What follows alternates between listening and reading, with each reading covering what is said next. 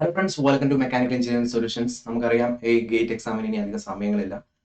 ഫെബ്രുവരി മാസം ഫസ്റ്റ് വീക്കും സെക്കൻഡ് വീക്കാണ് എക്സാം. അപ്പം നമ്മുടെ കയ്യിലെടുത്ത് നോക്കുകയാണെങ്കിൽ ജനുവരി മാസം മുഴുവൻ ഉണ്ടാവും, ഡിസംബർ മാസം, പിന്നെ ഈ നവംബറിലെ കുറച്ച് ദിവസങ്ങൾ, ഏകദേശം ഒരു 75 ദിവസത്തെ സ്റ്റഡി പ്ലാൻ നമുക്ക് പ്രിപ്പയർ ചെയ്ത് കഴിഞ്ഞാൽ എങ്ങനെ ക്വാളിഫൈ ചെയ്യാമെന്നാണ് ഈ വീഡിയോയിൽ ഞാൻ പറയാൻ പോകുന്നത്. കുറച്ച് ദിവസങ്ങളായി നമ്മൾ വീഡിയോയിലൊക്കെ ചെയ്തിട്ട്, അപ്പോൾ നിങ്ങൾ പ്രോപ്പറായിട്ട് പ്രിപ്പയർ ചെയ്ത് കഴിഞ്ഞാൽ നിങ്ങൾക്ക് ക്വാളിഫൈ ചെയ്യാൻ പറ്റുന്ന ഒരു എക്സാം ആണ്. ഓൾറെഡി അപ്ലൈ ചെയ്തവരാണ് ഞാൻ പറയുന്നത്. അപ്പം ഫസ്റ്റ് തന്നെ നമ്മൾ കൺസിഡർ ചെയ്യുകയാണെങ്കിൽ സിലബസ് ആണ്. സിലബസിന്റെ രീതി ചിന്തിക്കുന്ന സമയത്ത്, അതായത് ഓൾറെഡി പഠിച്ചു തുടങ്ങിയ ഒരുപാട് പേരുണ്ടാവും, അല്ലെങ്കിൽ ഇനിയും പഠിക്കാൻ സമയമുണ്ടോ എന്ന് ചിന്തിച്ചിരിക്കുന്നവരുണ്ടാവും, അപ്ലൈ ചെയ്തിട്ട് പഠിക്കാത്തവരുണ്ടാവും, അല്ലെങ്കിൽ ഒരു പകുതി വരെ പഠിച്ചവരൊക്കെ ഉണ്ടാവും. ഓക്കെ, അപ്പം ഒരു 4 കാറ്റഗറി ഓഫ് പീപ്പിൾസിനെ നമ്മൾ കൺസിഡർ ചെയ്യുക. അതായത് ബിഗിനിങ് ലെവൽ, അതായത് സ്റ്റാർട്ട് ചെയ്യാൻ പോകുന്നവർ. ഓക്കെ, സിലബസ് അറിയാം, പക്ഷെ ഞാൻ ഈ വീക്ക് അല്ലെങ്കിൽ അടുത്ത വീക്ക് സ്റ്റാർട്ട് ചെയ്യാൻ പോവുകയാണെന്നുള്ള രീതിയിൽ എക്സാം അപ്ലൈ ചെയ്തിട്ട് ഇരിക്കുന്നവരെ പറ്റിയാണ് ഞാൻ ആദ്യം പറയുന്നത്. അപ്പോൾ ബിഗിനിങ് ലെവലിലുള്ള ആളുകൾ എങ്ങനെ ഫോക്കസ് ചെയ്യണമെന്ന് വെച്ചാൽ, കുറച്ചും കൂടി എന്താ പറയുക, സ്കോറിങ് ചെയ്യാൻ പറ്റുന്ന സബ്ജക്റ്റുകളുണ്ടാവും. ഓക്കെ, അതായത് ഓരോ ഡിപ്പാർട്ട്മെന്റ് എടുത്തു കഴിഞ്ഞാൽ അതിൽ കൂടുതൽ വെയിറ്റേജ് ഉള്ള സബ്ജക്റ്റുകൾ, അത് പ്രോപ്പറായിട്ട് പഠിത്തം ആദ്യം അതിലേക്ക് ഫോക്കസ് ചെയ്യുക. 1-2 വീക്ക് കൊണ്ട് ആ വലിയ സബ്ജക്റ്റുകൾ, അതിൽ കൂടുതൽ വെയിറ്റേജ് ഉള്ള സബ്ജക്റ്റുകൾ പഠിച്ചെടുക്കാൻ ശ്രമിക്കാം. ഓക്കെ, അപ്പോൾ ബിഗിനിങ് ലെവലിൽ അങ്ങനെ തുടങ്ങി കഴിഞ്ഞാൽ മാത്രമാണ് അതൊരു പ്രോപ്പർ ആയിട്ടുള്ള ചാനൽ മുമ്പോട്ട് പോകുള്ളൂ. ഓൾറെഡി 20-50%, 50% വരെ കവർ ചെയ്ത ആൾക്കാരാണെങ്കിൽ നിങ്ങൾക്ക് അതിന്റെ കൂടെ റിവിഷനും കൂടി സ്റ്റാർട്ട് ചെയ്യുന്ന സമയമായിട്ടുണ്ട്. ഒരു റിവിഷനും കൂടി സ്റ്റാർട്ട് ചെയ്യാൻ സമയമുണ്ട്. കാരണം എന്താ വെച്ചാൽ നിങ്ങൾ പ്രോപ്പറായിട്ട്, ഞാൻ നേരത്തെ പറഞ്ഞു, വെയിറ്റേജ് എന്തായാലും കൺസിഡർ ചെയ്യണം. അതിപ്പം ബിഗിനിങ് സ്റ്റേജ് ആണെങ്കിലും ഫൈനൽ സ്റ്റേജ് ആണെങ്കിലും വെയിറ്റേജ് കൺസിഡർ ചെയ്തിട്ടാണ് നിങ്ങളെ പഠിത്തം മുമ്പോട്ട് കൊണ്ടുപോകേണ്ടത്. അപ്പം ഈ 50%-ഓളം പഠിച്ച ആളുകളാണെങ്കിൽ പോലും ആ ഒരു എന്താ പറയുക, പ്രോപ്പറായിട്ടുള്ള സ്റ്റഡി പ്ലാൻ, നിങ്ങൾ ഏത് സബ്ജക്റ്റിനാണ് കൂടുതൽ വെയിറ്റേജ് കൊടുത്ത് പഠിക്കുന്നത്, ആ സബ്ജക്റ്റിന് തന്നെയാണോ എക്സാമിനും വെയിറ്റേജ് ഉള്ളതെന്ന കാര്യങ്ങളൊക്കെ മനസ്സിലാക്കിയതിന് ശേഷം മാത്രം പഠിക്കുക. അതിൻ്റെ കൂടെ തന്നെ കുറച്ച് ടോപ്പിക് വൈസ് എക്സാമുകളും കാര്യങ്ങളൊക്കെ ചെയ്യാൻ ശ്രമിക്കാം. ഓക്കെ, അതിനെപ്പറ്റി ഡീറ്റെയിൽ ഞാൻ പറയാം. ഇപ്പൊ സിലബസിലെ ബേസിക് ആയിട്ടുള്ള കാര്യങ്ങളൊന്ന് ഡിസ്കസ് ചെയ്തു പോകാം. ഇനി അതിലും കുറച്ചും കൂടി കൂടുതൽ, അതായത് നമുക്കിപ്പം ഈവൻ മാത്സും ആപ്റ്റിറ്റ്യൂഡും ഒക്കെ പഠിച്ചു തുടങ്ങിയ ആളുകളുണ്ടാവും. Core subject plus maths aptitude ഒക്കെ പഠിച്ചു തുടങ്ങിയ ആളുകൾ അത് തുടങ്ങിയിട്ടുണ്ടാവും. എനിക്ക് എന്താ പറയുക, കുറച്ചുകൂടി പ്രോപ്പറായിട്ട് പഠിച്ചു കഴിഞ്ഞാൽ നല്ല ക്വാളിഫൈ ചെയ്യാൻ പറ്റുന്ന രീതിയിലേക്ക് ഒക്കെ പഠിക്കുന്ന ആളുകളുണ്ടാവും. അപ്പോൾ അങ്ങനെയുള്ള ആളുകളാണ് 50-75% സിലബസ് കവർ ചെയ്തെന്നുള്ളത് ഞാൻ കൺസിഡർ ചെയ്തത്. ഇനി 100% സിലബസ് കവർ ചെയ്തു, അതായത് ഇപ്പോൾ ഓൾറെഡി കഴിഞ്ഞ വർഷം മുതലൊക്കെ പ്രിപ്പറേഷൻ സ്റ്റാർട്ട് ചെയ്തവരാണെങ്കിൽ ഇപ്പം സിലബസ് ഒക്കെ കംപ്ലീറ്റ് ആയിട്ടുണ്ടാവും. പിന്നെ അവർ റിവിഷനും ക്വസ്റ്റ്യൻ പേപ്പർ ഡിസ്കഷനും ഒക്കെ ആയിരിക്കും ചെയ്തുകൊണ്ടിരിക്കുന്നത്. ഓക്കെ, അപ്പം അത് പ്രോപ്പർ ആയിട്ടുള്ള, അതായത് 1 ഇയർ പ്ലാൻ ഒക്കെ ചെയ്തിട്ട് ചെയ്യുന്ന ആളുകളായിരിക്കും ഇപ്പം ഏകദേശം സിലബസ് കംപ്ലീറ്റ് ചെയ്തതെന്ന് ഞാൻ പറയുന്നത്. കാരണം എനിക്കറിയാം എത്രത്തോളം കോംപ്ലിക്കേറ്റഡ് ആണ് ഗേറ്റിന്റെ സിലബസ്. അപ്പോൾ പെട്ടെന്ന് ഇപ്പോൾ തുടങ്ങി കഴിഞ്ഞ ഒരു 5-6 മാസം കൊണ്ട് തീരാനുള്ള ഒരു സമയമായിട്ടില്ല. എങ്ങനെ പോയാലും ഡിസംബർ അവസാനം, അതായത് ഇപ്പോൾ ഒരു ജൂൺ ജൂലൈയിലൊക്കെ സ്റ്റാർട്ട് ചെയ്തിട്ടുണ്ടെങ്കിൽ ഡിസംബർ അവസാനം ജനുവരി ഫസ്റ്റ് ഒക്കെ ആവും നമ്മുടെ നോർമൽ രീതിയിൽ ആ സിലബസ് ഒന്ന് കംപ്ലീറ്റ് ആവാൻ വേണ്ടിയിട്ട്. കഴിഞ്ഞ വർഷം പ്രിപ്പറേഷൻ സ്റ്റാർട്ട് ചെയ്ത് കഴിഞ്ഞാൽ ഒരു റൗണ്ട് കഴിഞ്ഞിട്ട് പിന്നെ അടുത്ത റിവിഷൻ ഇപ്പം ഏകദേശം കഴിയുന്ന സമയമുണ്ടാവും. അവർക്കാണ് ടോപ്പ് റാങ്ക് എന്നുള്ള രീതിയിലേക്ക് നമുക്ക് കൺസിഡർ ചെയ്യാൻ പറ്റില്ല. ഓക്കെ, അപ്പം ഓൾറെഡി പിന്നെ വേറൊരു കാറ്റഗറി ഓഫ് പീപ്പിൾസ് ആണ് ഓൾറെഡി പ്രിപ്പറേഷൻ തുടങ്ങി, അതായത് എന്തൊക്കെയോ പഠിക്കുന്നുണ്ട്, സിലബസ് എന്താണെന്നോ അല്ലെങ്കിൽ എങ്ങനെ പഠിക്കണമെന്നോ ഒന്നും അറിയാതെ, അതായത് വെയിറ്റേജും കാര്യങ്ങളൊന്നും അറിയാതെ ഒരുപാട് പേരുണ്ടാവും. അപ്ലൈ ചെയ്ത്, ഞാൻ എന്തായാലും 1700 രൂപ കൊടുത്ത് അപ്ലൈ ചെയ്തതാണ്, ഇനി പഠിക്കണം എന്നുള്ള രീതിയിൽ ചിന്തിച്ചിട്ട് പഠിക്കുന്ന ഒരുപാട് പേരുണ്ടാവും. അങ്ങനെയുള്ള ആളുകളാണ് കൂടുതലുണ്ടാവുക. ഓക്കെ, അപ്പം അവർക്ക് എങ്ങനെയാണ് ഇത് ഫോക്കസ് ചെയ്യണം എന്നുള്ള കാര്യം ഞാൻ ഈ വീഡിയോന്റെ എൻഡിൽ പറയാം. ഓക്കെ, അതായത് ഓൾറെഡി നിങ്ങൾക്ക് സിലബസും കാര്യങ്ങളൊന്നും അറിയില്ല, സിലബസ് അറിയാം, പക്ഷെ എങ്ങനെ പഠിക്കണം, ഏത് രീതിയിൽ പഠിക്കണം, അതിന് വെയിറ്റേജ് എങ്ങനെയൊന്നും അറിയാത്ത ആളുകൾക്കുള്ള ഒരു സ്പെഷ്യൽ ആയിട്ടുള്ള സെഷൻ ഞാൻ അവസാനം പറയാം. ഓക്കെ, അപ്പം സിലബസിന്റെ കാര്യം എങ്ങനെയാണ്, ഒരു കാറ്റഗറി ഓഫ് പീപ്പിൾസിന് ഞാൻ ഡിവൈഡ് ചെയ്തതാണ്. കാരണം എനിക്കറിയാം എൻ്റെ ഫ്രണ്ട്സ് ഒക്കെ എങ്ങനെയാണ് പഠിക്കുന്നതൊക്കെ, അല്ലെങ്കിൽ നമ്മുടെ സ്റ്റുഡൻസ് എങ്ങനെയാണ് പഠിക്കുന്നതൊക്കെ. ഓക്കെ, ഓൾറെഡി ക്ലാസ്സുകളും കാര്യങ്ങളൊക്കെ അറ്റൻഡ് ചെയ്തിട്ടുണ്ടാവും, പക്ഷേ അവർ പ്രോപ്പർ ആയിട്ടുള്ള റിവിഷനും ക്ലാസ്സുകളും ഒന്നും തുടങ്ങിയിട്ടുണ്ടാവില്ല. ഓക്കെ, അപ്പം റിവിഷന്റെ കാര്യം പറഞ്ഞപ്പോൾ ഏറ്റവും ബേസിക് ആയിട്ട് പഠിക്കേണ്ട കാര്യങ്ങൾ, റിവിഷന്റെ ഇമ്പോർട്ടൻസ് എന്താണെന്നുള്ളത് നിങ്ങൾക്ക് എക്സാം എഴുതുന്ന സമയത്ത് മനസ്സിലാവും. ഒരു ടെസ്റ്റ് സീരീസും കാര്യങ്ങളൊക്കെ എഴുതുന്ന സമയത്ത് മനസ്സിലാവും. അവിടെ നിങ്ങൾ ഓൾറെഡി പഠിച്ച കാര്യങ്ങളാണെങ്കിൽ പോലും നിങ്ങൾക്ക് ആ റിവിഷൻ ഇല്ലാതെ ആ പ്രോപ്പർ ചാനലിൽ മുമ്പോട്ട് കൊണ്ടുപോകാൻ പാടായിരിക്കും. കാരണം നിങ്ങളോട് മറന്നു, ഒരു 2 വീക്സ് കൂടുമ്പോൾ എന്തായാലും റിവിഷൻ നടത്തണം. ഓക്കെ, അപ്പോൾ ബേസിക് സബ്ജക്റ്റ് ഉണ്ടാവും. ബേസിക് സബ്ജക്റ്റ് ഉദ്ദേശിച്ചത് എന്താണെന്ന് വെച്ചാൽ ചില അടിത്തറകൾ എന്ന് പറയും. അതായത് നമുക്ക് പറയുകയാണെങ്കിൽ എഞ്ചിനീയറിംഗ് മെക്കാനിക്സ്, മെക്കാനിക്കലും സിവിലൊക്കെ നോക്കുകയാണെങ്കിൽ engineering mechanics, strength of material, ഇതൊക്കെ അടിസ്ഥാനമായിട്ടുള്ള സബ്ജക്റ്റുകളാണ്. ഇതൊക്കെ പ്രോപ്പറായിട്ട് പഠിച്ചൊരു 2 ചില 2 ടൈംസ് ഇൻ എ മന്ത്, ഒരു മാസത്തിൽ 2 പ്രാവശ്യമൊക്കെ നമ്മൾ റിവിഷൻ ചെയ്തുകൊണ്ടിരിക്കുക. ഇങ്ങനെ റിവിഷൻ ചെയ്യുന്നതിന് ഗുണം എന്താണെന്ന് വെച്ചാൽ, ഇതിൻ്റെ അകത്ത് സ്കോർ ചെയ്യുന്ന മാർക്കുകൾ ഒരിക്കലും നിങ്ങൾ ഒഴിവാക്കാൻ പാടില്ല, മാക്സിമം സ്കോർ ചെയ്യുക. ഓക്കെ, അതുപോലെ തന്നെ ടഫസ്റ്റ് സബ്ജക്റ്റ് ഉണ്ടോ, ചില ഡിപ്പാർട്ട്മെന്റ് നിങ്ങൾക്ക് അറിയാം ഭയങ്കര കോംപ്ലിക്കേറ്റഡ് സബ്ജക്റ്റ് അല്ലെ, ഓൾറെഡി നമ്മൾ ബിടെക് പഠിക്കുന്ന സമയത്ത് തന്നെ ഭയങ്കര കോംപ്ലിക്കേറ്റഡ് ആയിട്ടുള്ള സബ്ജക്റ്റുകൾ ഉണ്ടാവും. അതൊക്കെ നിങ്ങൾക്ക് കൂടുതൽ എഫേർട്ട് കൊടുക്കേണ്ടി വരും പഠിക്കണമെങ്കിൽ. കാരണം കോംപ്ലിക്കേറ്റഡ് ആണെന്ന് പറഞ്ഞിട്ട് കാര്യമില്ല, ഗേറ്റിന് ചിലപ്പോൾ കൂടുതൽ വെയിറ്റേജ് ആ സബ്ജക്റ്റിലായിരിക്കും. ഓക്കെ, അപ്പം ഒരു ആഴ്ചയിൽ ഒരു പ്രാവശ്യം അല്ലെങ്കിൽ 1-2 ഇടപെടുന്ന സമയത്ത് കൂടുതൽ കൂടുതൽ റിവിഷനിലേക്ക് ഫോക്കസ് ചെയ്യാം. ഓക്കെ, പിന്നെ റാങ്ക് മേക്കിംഗ് സബ്ജക്ട്. ഈ റാങ്ക് മേക്കിംഗ് സബ്ജക്ട്സ് എന്ന് പറഞ്ഞാൽ ഞാൻ പറയാൻ കാരണം എന്താ വെച്ചാൽ നമ്മുടെ മാത്തമാറ്റിക്സ് അതുപോലെ ആപ്റ്റിറ്റ്യൂഡ് സെക്ഷൻ ഒക്കെ ഉണ്ടല്ലോ. ആപ്റ്റിറ്റ്യൂഡ് സെക്ഷനകത്തൊക്കെ നിങ്ങൾക്ക് സ്കോർ ചെയ്യാൻ പറ്റുന്ന പരമാവധി മാർക്ക് നിങ്ങൾ സ്കോർ ചെയ്യണം. ഓക്കെ, അതിന് വേണ്ടി നിങ്ങൾ, ഞാൻ പറയുകയാണെങ്കിൽ എൻ്റെ ഒരു അഭിപ്രായത്തിൽ പറയുകയാണെങ്കിൽ നിങ്ങൾ ഇപ്പോഴേ പഠിച്ചു തുടങ്ങേണ്ട ആവശ്യമൊന്നുമില്ല. പക്ഷെ നിങ്ങൾ അതിന്റെ കൂടെ ഒന്നോ രണ്ടോ ക്വസ്റ്റ്യൻസ് ഒക്കെ ഡെയിലി ചെയ്തു പോവുക. ആപ്റ്റിറ്റ്യൂഡ് പ്രീവിയസ് ഇയർ ടൈപ്പ് എങ്ങനെയായിരിക്കും എന്ന് അറിയാൻ വേണ്ടിയിട്ട് കുറെ സിമ്പിൾ ആയിട്ട് ഷോർട്ട് കട്ടിൽ വഴി കണ്ടുപിടിക്കാൻ പറ്റുന്ന ഒരുപാട് ക്വസ്റ്റ്യൻസ് ഉണ്ടാവും. അപ്പൊ അതൊക്കെ ഒന്ന് ചെയ്തു പോവുക. അതായത് ഈ റാങ്ക് മേക്കിംഗ് സബ്ജക്ട്സ് എന്ന് പറഞ്ഞാൽ ഉദ്ദേശിച്ചത് ഞാൻ അതാണ്.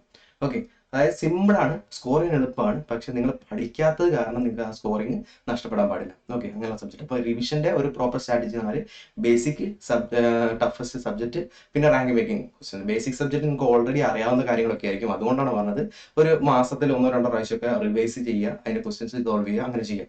അതായത് ഓൾറെഡി പഠിച്ചു കഴിഞ്ഞവർക്കാണ് അതിന്റെ കൂടുതൽ പഠിത്തവും കൊണ്ടുപോകണം. അപ്പോൾ 1-2 മണിക്കൂർ ഡെയിലി റിവിഷന് വേണ്ടി മാത്രം മാറ്റി വെക്കും. പഠിക്കാൻ ചിലപ്പോൾ നിങ്ങൾക്ക് 3-4 മണിക്കൂർ വെക്കേണ്ടി വരും. ഓക്കെ, അതിന്റെ കൂട്ടത്തിൽ ഒരു 1-2 മണിക്കൂർ കൂടി എന്താ പറയുക, റിവിഷന് വേണ്ടി മാത്രം. അല്ലാതെ ഞാൻ പറയല്ലോ, ഗേറ്റ് എക്സാം അത്യാവശ്യം കോംപ്ലിക്കേറ്റഡ് എക്സാം ആണ്. നിങ്ങൾ പഠിച്ചാൽ മാത്രമേ ക്വാളിഫൈ ചെയ്യുള്ളൂ. ക്വാളിഫൈ ചെയ്യാൻ 35 മാർക്ക് മതി. പക്ഷെ ക്വാളിഫൈ ചെയ്യണമെന്നുണ്ടെങ്കിൽ നിങ്ങൾ പഠിക്കുക തന്നെ ചെയ്യണം. ഓക്കെ, അതുപോലെ തന്നെ ടഫസ്റ്റ് സബ്ജക്റ്റിന് കുറച്ചും കൂടി എന്താ പറയുക, ഒരാഴ്ചയിൽ ഒരിക്കലെങ്കിലും റിവിഷൻ നടന്ന രീതിയിൽ ചെയ്യാം. അതുപോലെ തന്നെ ഷോർട്ട് നോട്ട്സ്, ഞങ്ങൾ ഓൾറെഡി പറഞ്ഞാണ് ഷോർട്ട് നോട്ട്സിന്റെ ഇമ്പോർട്ടൻസ് എന്താണ്. ഷോർട്ട് നോട്ട്സ് ഒക്കെ നിങ്ങൾ പഠിക്കുന്ന സമയത്ത് തന്നെ ഷോർട്ട് നോട്ട്സ് പ്രിപ്പയർ ചെയ്യുക. അതുപോലെ തന്നെ ഫോർമുല നോട്ട്. ഷോർട്ട് നോട്ട്സ് എന്ന് പറഞ്ഞാൽ അതിൻ്റെ അത് കുറച്ച് കണ്ടന്റും അതിന്റെ ഡെഫിനിഷനും കാര്യങ്ങളൊക്കെ നിങ്ങൾക്ക് അറിയാവുന്ന രീതിയിൽ എഴുതി വെച്ചിട്ടുണ്ടാവും. ഫോർമുല എന്ന് പറഞ്ഞാൽ നിങ്ങൾക്ക് പ്രോബ്ലം ചെയ്യാൻ വേണ്ടി മാത്രം, അതായത് ഫോർമുലാസ് മാത്രം ഓരോ സബ്ജക്ട് എഴുതുക, അതിൽ ചാപ്റ്റേഴ്സ് വരിക, ചാപ്റ്റേഴ്സിന്റെ അത് ഏതൊക്കെ ഫോർമുലാസ് വരുന്നത് അതൊക്കെ എഴുതി വെക്കുക. എന്നിട്ട് പ്രോബ്ലം സോൾവ് ചെയ്യുന്ന സമയത്ത് ഇൻ കേസ് എന്തെങ്കിലും ഡൗട്ട് വരികയാണെങ്കിൽ ഈ ഫോർമുല നോട്ടോ അല്ലെങ്കിൽ ഷോർട്ട് നോട്ടോ മാത്രം എടുത്തു നോക്കുക. ഒരിക്കലും ബുക്കോ അല്ലെങ്കിൽ നിങ്ങൾ കണ്ട വീഡിയോ അല്ലെങ്കിൽ വീഡിയോ ക്ലാസ്സുകളോ ഒന്നും റെഫർ ചെയ്യാൻ പാടില്ല.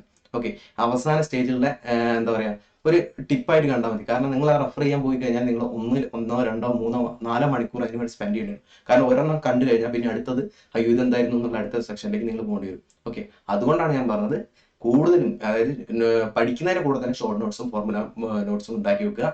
അത് നിങ്ങളെ ഒരുപാട് ഹെൽപ്പ് ചെയ്യും. ഓക്കെ, അപ്പോൾ ഫൈനൽ പ്രിപ്പറേഷന്റെ സമയത്ത്, മോക്ക് ടെസ്റ്റുകൾ ചെയ്യുന്ന സമയത്ത് അല്ലെങ്കിൽ പ്രീവിയസ് ക്വസ്റ്റ്യൻസ് ചെയ്യുന്ന സമയത്ത് ഈ ഷോർട്ട് നോട്ട്സും ഫോർമുല നോട്ട്സും ഒക്കെ വളരെ ഇമ്പോർട്ടൻ്റ് ആണ്.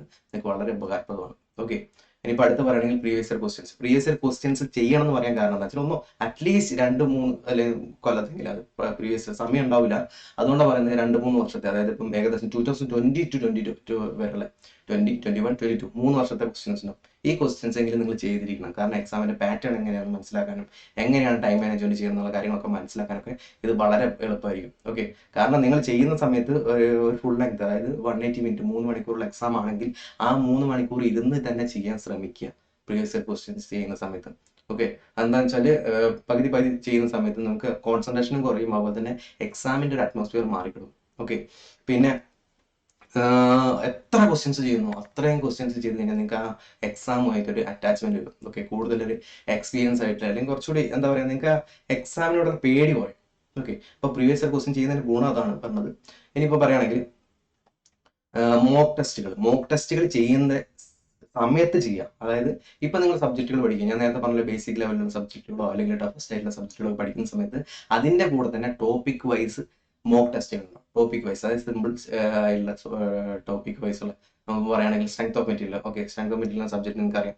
അതിൻ്റെ അകത്ത് സ്ട്രെസ് സ്ട്രെയിൻ എന്ന് പറഞ്ഞ ടോപ്പിക്കാണ്. ആ ടോപ്പിക്കിന്റെ അകത്തുള്ള ഒരു 10-25 ക്വസ്റ്റ്യൻസ് ഉണ്ട്. ആ ക്വസ്റ്റ്യൻസ് സോൾവ് ചെയ്യുക. അതായത് നിങ്ങൾ ടോപ്പിക് പഠിച്ചതിന് ശേഷം ഫോർമുല നോട്ടും ഷോർട്ട് നോട്ടും കയ്യിലുണ്ട്. എന്നിട്ട് ആ ക്വസ്റ്റ്യൻസ് സോൾവ് ചെയ്യാൻ നോക്കുക. എത്രത്തോളം ക്വസ്റ്റ്യൻസ് നിങ്ങളെ കൊണ്ട് ചെയ്യാൻ പറ്റുന്നുണ്ടെന്ന് കാര്യം നോക്കുക. ഓക്കെ, പിന്നെ സബ്ജക്ട് വൈസ് ടെസ്റ്റ്, അതായത് ഒരു സബ്ജക്ട് കംപ്ലീറ്റ് ചെയ്യാൻ, ഞാൻ പറഞ്ഞ പോലെ ടോപ്പിക് കഴിഞ്ഞതിന് ശേഷം ഒരുപാട് 10-12 ടോപ്പിക്സ് കഴിഞ്ഞാലായിരിക്കും ചിലപ്പോൾ ഒരു സബ്ജക്ട് കംപ്ലീറ്റ് ആവുക. ഈ കംപ്ലീറ്റ് ആയ സബ്ജക്ട് നിങ്ങൾ ഒരു എന്താ പറയുക, വീക്കിലി, അതായത് ഇപ്പം ഡെയിലി നിങ്ങൾ ടോപ്പിക് വൈസ് ടെസ്റ്റ് ചെയ്യുന്നുണ്ടാവും. അതായത് ഓൾറെഡി നിങ്ങളൊരു ടോപ്പിക് ഇന്ന് പഠിച്ചതിന് ഇന്ന് രാത്രി തന്നെ അതിൻ്റെ ടോപ്പിക് ടെസ്റ്റ് ചെയ്താൽ, എന്നിട്ട് വീക്കിലി ഈ സബ്ജക്ട് ടെസ്റ്റ് ചെയ്തു. ഓക്കെ, അതായത് ആ സബ്ജക്റ്റിന്റെ ടോപ്പിക്കുകൾ 10-12 ടോപ്പിക്കുകൾ കമ്പൈൻ ആയിട്ടുള്ള ടോപ്പിക് വൈസ് പ്ലസ് ആ സബ്ജക്ട് എക്സാം ഒരു വീക്ക് ആകുന്ന സമയത്ത് എഴുതിക്കൊള്ളു. ഓക്കെ, അങ്ങനെ ചെയ്ത് കഴിഞ്ഞാൽ നിങ്ങൾ പ്രോപ്പർ ചാനലാണ് പോകുന്നത്. അതായത് സ്റ്റെപ്പ് ബൈ സ്റ്റെപ്പ് ആയിട്ട് മുമ്പോട്ട് പോയിക്കൊണ്ടേയിരിക്കാം. ഓക്കെ, ഇനി അവസാനം ഫുൾ ലെങ്ത് എങ്ങനെയായാലും അവസാനത്തെ 2 വീക്ക് എക്സാമിന്റെ തൊട്ടും ഇപ്പോൾ ജനുവരി പകുതിയൊക്കെ കഴിഞ്ഞതിന് ശേഷം എഴുതുന്നതായിരിക്കും ബെറ്റർ. കാരണം ഇപ്പോഴും എഴുതി കഴിഞ്ഞാൽ നിങ്ങളുടെ കോൺഫിഡൻസ് ലെവൽ കുറയും. കാരണം ശരിക്കും പഠിച്ചതിന് ശേഷം മാത്രം എഴുതുന്നതായിരിക്കും ഏറ്റവും ബെറ്റർ ഫുൾ ലെങ്ത് ടെസ്റ്റ്. അതുകൊണ്ട് തന്നെ ജനുവരി മാസത്തിന്, അതായത് ജനുവരി പകുതിയൊക്കെ ആയതിനു ശേഷം എഴുതി തുടങ്ങാം. ഓക്കെ, മോക്ക് ടെസ്റ്റ് ഇംപ്രൂവ് ചെയ്യാം, time management, accuracy and skill. അത് ഏറ്റവും ഇമ്പോർട്ടൻ്റ് ആണ് ടൈം മാനേജ്മെന്റ്. കാരണം മോക്ക് ടെസ്റ്റ് തന്നെ നിങ്ങൾ ഓൺലൈൻ ആയിട്ടായിരിക്കും അധികം എഴുതുന്നത്. നമ്മൾ എൻട്രി സോഫ്റ്റ്വെയർ ഒക്കെ ആണെങ്കിൽ, എൻട്രി ആപ്പിലൊക്കെ ആണെങ്കിലും നമുക്കിപ്പോൾ എന്താ പറയുക, ക്ലാസ്സസ് പ്ലസ് അതിൻ്റെ കൂടെ തന്നെ കുറേ ടോപ്പിക് വൈസ് ടെസ്റ്റുകൾ, മോക്ക് ടെസ്റ്റുകൾ, റിവിഷൻ ടെസ്റ്റുകൾ, എല്ലാ സാധനങ്ങളും അതിനകത്ത് തന്നെ ഉണ്ടാവും. അതായത് കോഴ്സ് പർച്ചേസ് ചെയ്താൽ മാത്രം മതി. കോഴ്സിന്റെ കൂടെ തന്നെ നിങ്ങൾക്ക് ഈ ടെസ്റ്റുകളൊക്കെ കിട്ടും. നേരെ മറിച്ച് നിങ്ങൾ വേറെ ഇൻസ്റ്റിറ്റ്യൂട്ട് ഒക്കെ നോക്കുകയാണെങ്കിൽ അവർ സെപ്പറേറ്റ്ലി ഈ ഒരു ടെസ്റ്റ് സീരീസും കാര്യങ്ങളൊക്കെ പർച്ചേസ് ചെയ്യേണ്ടി വരും. ഓക്കെ, അതിന്റെ കൂടെ ഞാൻ അവസാനം പറയാൻ വന്നു. അതായത് വളരെ അഫോർഡബിൾ ആയിട്ടുള്ള പ്രൈസിൽ നിങ്ങൾക്ക് ഇപ്പം 2023 കോഴ്സ് നിങ്ങൾക്ക് കിട്ടും. കോഴ്സ് പ്ലസ് ഈ ഒരു ടെസ്റ്റ് സീരീസ് കംപ്ലീറ്റ്. കാരണം ടെസ്റ്റ് സീരീസ് എഴുതാതെ നിങ്ങൾ എക്സാം എഴുതാൻ പോകരുത്. എക്സാം എഴുതാൻ പോയി കഴിഞ്ഞാൽ നിങ്ങളുടെ ടൈം മാനേജ്മെന്റ് പോകും. അതുപോലെ തന്നെ അക്യുറസി, എത്രത്തോളം തെറ്റ് വരുത്താം ആ തെറ്റൊക്കെ നിങ്ങൾ വരുത്തും. ഓക്കെ, ആ തെറ്റ് ഒഴിവാക്കാൻ വേണ്ടിയിട്ടാണ് ഞാൻ പറഞ്ഞത് മാക്സിമം ടെസ്റ്റ് സീരീസ് മോക്ക് ടെസ്റ്റുകൾ എഴുതുക. ഓക്കെ, അതുപോലെ തന്നെ സ്കിൽസ്, അതായത് എങ്ങനെയാണ് ചില എലിമിനേഷൻ മെത്തേഡ്സ് ഒക്കെ ഉണ്ട്. അതായത് ക്വസ്റ്റ്യൻസിന് 4 ഓപ്ഷൻ ഉണ്ട്, ഏത് ഓപ്ഷൻ ഒഴിവാക്കുന്നില്ല. ചിലപ്പോൾ 2 ഓപ്ഷനൊക്കെ നിങ്ങൾക്ക് കൺഫ്യൂഷൻ ഉണ്ട്. അതിനകത്ത് എങ്ങനെ ആ ഓപ്ഷൻ ഒഴിവാക്കാന്നുള്ള കാര്യങ്ങളൊക്കെ നിങ്ങൾ ശ്രദ്ധിക്കുക. ഓക്കെ, അതൊക്കെ ഈ നിങ്ങൾക്ക് ഒരു എക്സ്പീരിയൻസ് ആവുന്ന ഒരു സ്റ്റേജ് ആണ് ഈ മോക്ക് ടെസ്റ്റുകൾ.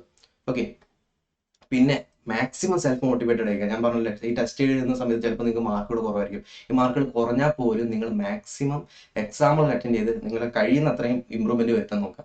കാരണം റിയൽ എക്സാമിൽ നിങ്ങൾക്ക് ഹയർ പെർഫോമൻസ് അല്ലെങ്കിൽ നല്ല രീതിയിൽ പെർഫോം ചെയ്യണമെന്നുണ്ടെങ്കിൽ ഈ മോക്ക് ടെസ്റ്റുകൾ നിങ്ങൾ സ്ട്രഗിൾ ചെയ്തേ പറ്റും.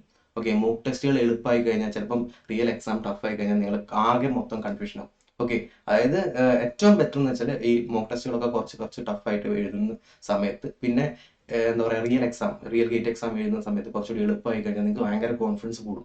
ഓക്കെ, എനിക്ക് പറയുകയാണെങ്കിൽ only think about the completed subject. നമ്മളിപ്പം 10-12 സബ്ജക്ട് ഉണ്ടാവും ഓരോ സെക്ഷനിൽ. അപ്പോൾ മെക്കാനിക്കൽ ആയിക്കോട്ടെ, സിവിൽ ആയിക്കോട്ടെ, ഇലക്ട്രിക്കൽ ആയിക്കോട്ടെ, ഏതായിക്കോട്ടെ, ഏത് ഡിപ്പാർട്ട്മെന്റ് 10-12 സബ്ജക്റ്റുകൾ ഉണ്ടാവും. ഓക്കെ, ഇൻക്ലൂഡിങ് ആപ്റ്റ്യൂഡ് ഒക്കെ. അപ്പം ഇതിനകത്ത് നിങ്ങൾ ഒരു 3 സബ്ജക്ട് കംപ്ലീറ്റ് ആയി, 3 സബ്ജക്ട് കംപ്ലീറ്റ് ആയി കഴിഞ്ഞാൽ 3 സബ്ജക്ട് കംപ്ലീറ്റ് ആയി ചിന്തിക്കുക.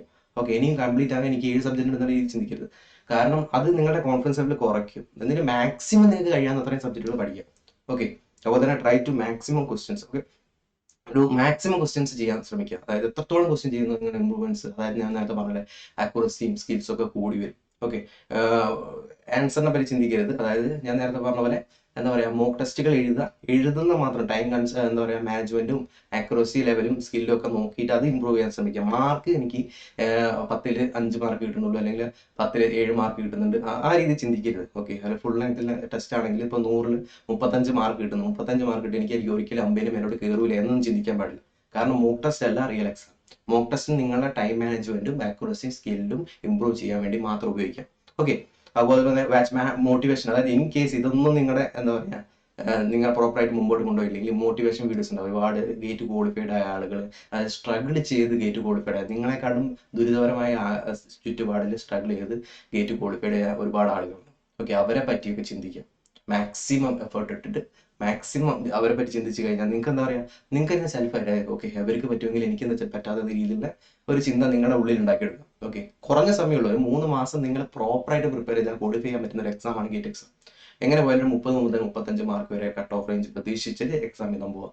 പഠിച്ചു കഴിഞ്ഞ് കിട്ടിക്കഴിഞ്ഞാൽ നിങ്ങൾക്ക് അറിയാം സ്റ്റൈപ്പൻഡോട് കൂടി എംടെക് പഠിക്കാം. അതുപോലെ തന്നെ ഹയർ റാങ്ക് കിട്ടുകയാണെങ്കിൽ നിങ്ങൾക്ക് PSCയിൽ ജോബും നേടാം. ഓക്കെ, നല്ല സാലറിയിൽ ജോലി നേടാം.